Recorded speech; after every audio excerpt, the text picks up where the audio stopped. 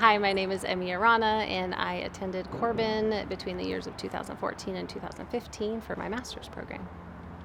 So about 6 or 7 years ago, God just gave me this vision of pairing herding teens with horses, because that was impactful for me. When I was a teenager going through our trauma, I had horses. So a lot of times it would be me, my horse, and God out in the field. Sometimes it was at 11 at night with no saddle and whatever I just needed at the time.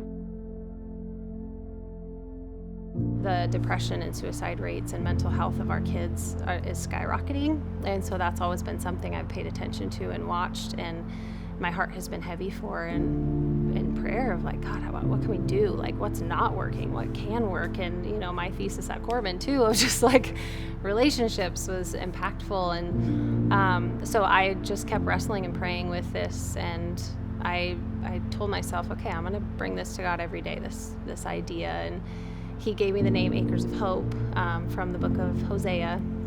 And he says, I will lead her out of Heartbreak Valley into Acres of Hope.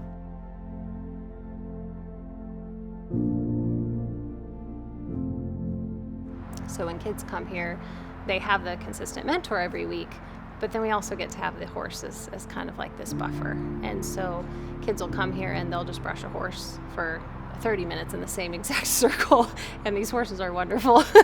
And just talk, because then maybe they don't have to make eye contact, or they have something else to focus on, or have something for their hands to do. And it really just provides an environment where they feel safe to talk. And they really do open up.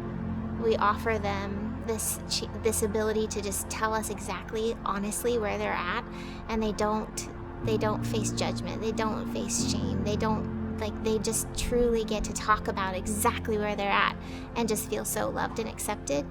And through that connection, our youth are actually able to see and feel God's love. Like, it's not something that we have to necessarily even put into words. I can think of one of the most impactful times with one of our youth that struggles with her faith and where she's at and how she feels. One of the times she was here, she had a panic attack, and we had a horse, and we were just grooming her, and we walked into the arena and just sat in chairs with this horse, and this horse just took care of her. And to watch this horse just put her head in this girl's lap and then rest her muzzle right on the top of her head, like as gently as she could.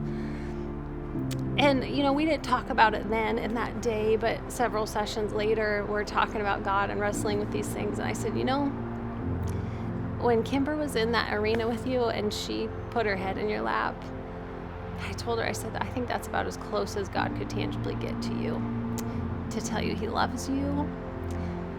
And their wheels just turn.